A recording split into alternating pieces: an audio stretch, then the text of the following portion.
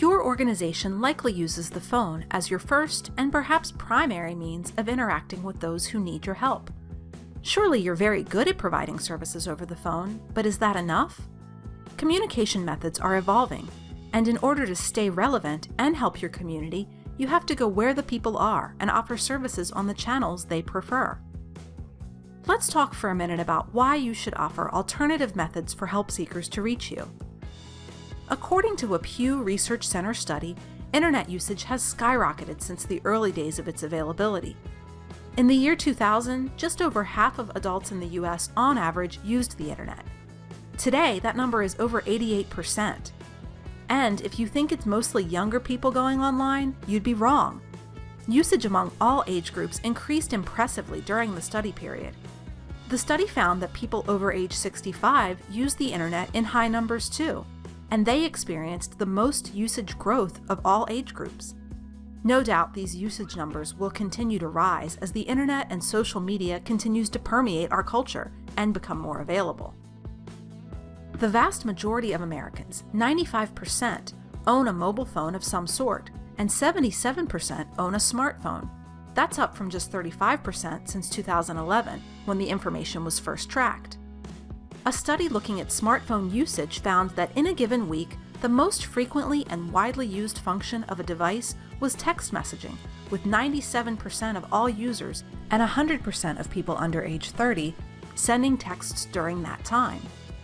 Internet usage was the second most popular function, and voice calling, you know, that thing that phones were originally invented for, that came in third place.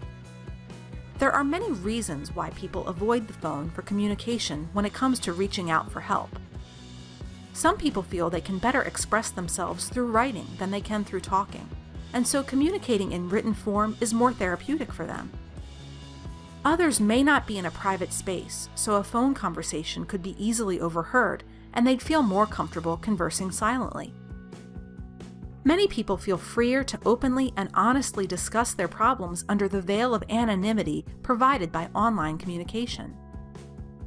People who are differently abled in a way that affects their speech or hearing may prefer written communication directly with a helpline service as opposed to using relay or interpretation services. And finally, there's a cultural shift towards online communication, particularly for younger people who grew up with the internet and technologies like texting and social media. Online communication is more comfortable for them, whereas phone calls can feel awkward. Teenagers may be the most likely of any age group to reject the phone call as a way to reach out to a helpline or counseling service. A Pew Research Center survey of teens revealed that while they do still make voice calls, they reserve those calls for their closest friends. While getting to know a new friend, they prefer texting. From this data, one might surmise that teens would be less likely to call a stranger at a helpline to talk about a problem, but they may be willing to start a conversation if they could do it through texting.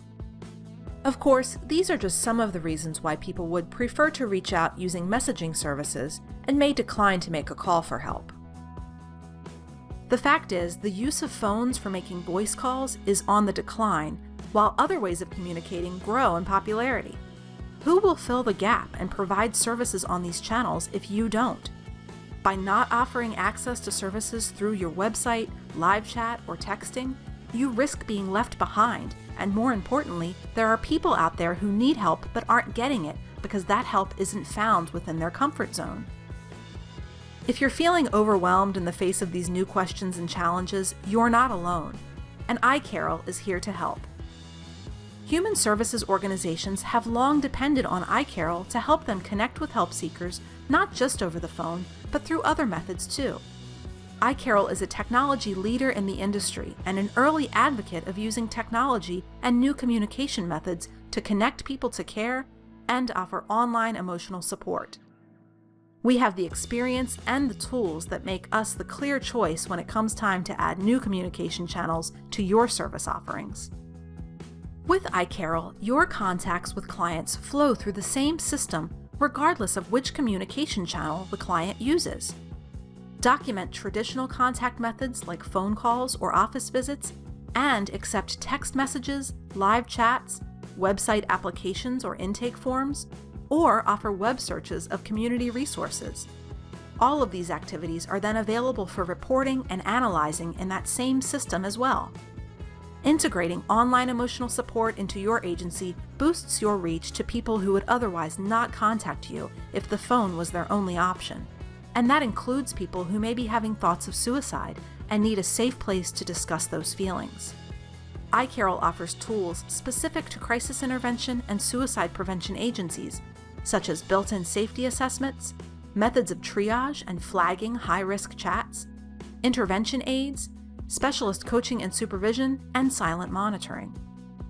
You can depend on iCarol to not only help you field initial contacts, but follow-up interactions as well, so that you can provide safety checks, gather outcome information, and perform quality assurance activities on a consumer's chosen platform, increasing follow-up participation.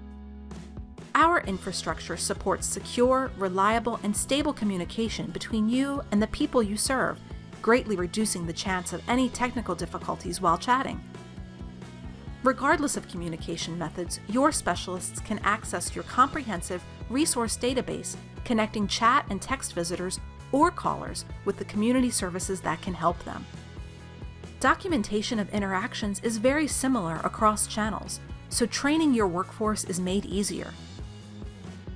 iCarol's user-friendly design is simple to navigate, so even volunteers who are less comfortable with technology can provide support. Our core commitment is to provide tools that work efficiently and are easy to use, so you can spend less time focused on technology or administrative tasks and focus more time on the people who use your service. iCarol software was built with you in mind and is made especially for not-for-profit human services organizations, information and referral services, and helplines. Learn more and get started with your free, no-obligation trial by visiting iCarol.com.